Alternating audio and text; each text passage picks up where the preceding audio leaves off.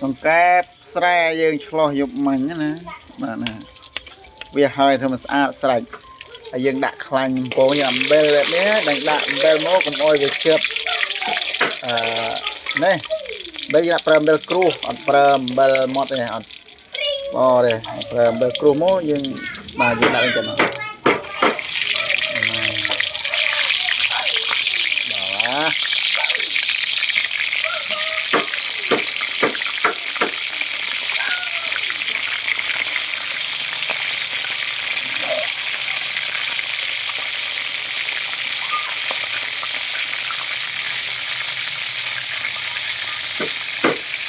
กระโปรง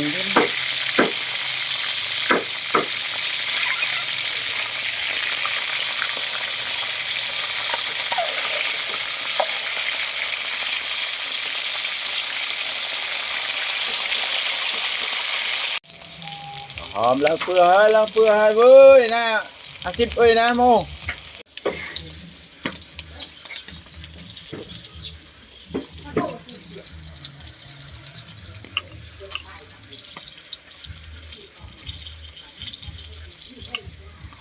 โอ้กรีมลอยอ่ะ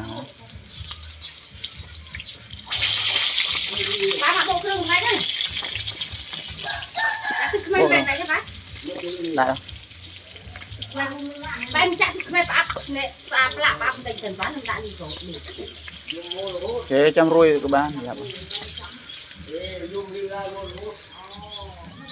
ว้าโด่งนะเว้ยทำไมดิ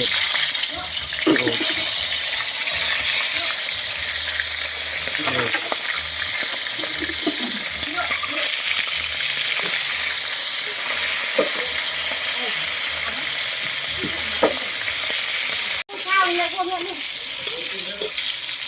โดยน้องเราพูดข้าวแม่พวกก็รักทุกหมองไทยเราพูดข้าวจี้ต้มแม่กูอย่าเอาอะไรทั้งนั้นตลอดตอนบ้านตนอดช่วยนี่นะเอ็มมอง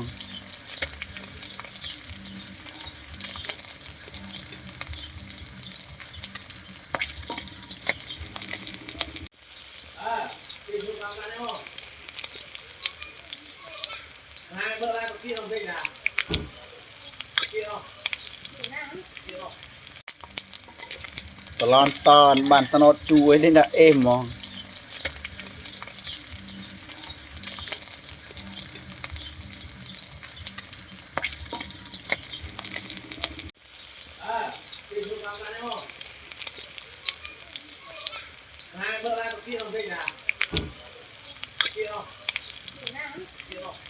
ข้าวเนี่ยพวกนี้นี่โดยน้องเราพูดข้าวแม่พวกก็รักทุกหมองไทยเราพูดข้าวจี้ต้มแม่กูอย่าเอาอะไรทั้งนั้น หอมแล้วเปื่อยเว้ยนะอาทิตย์เอ้ยนะโม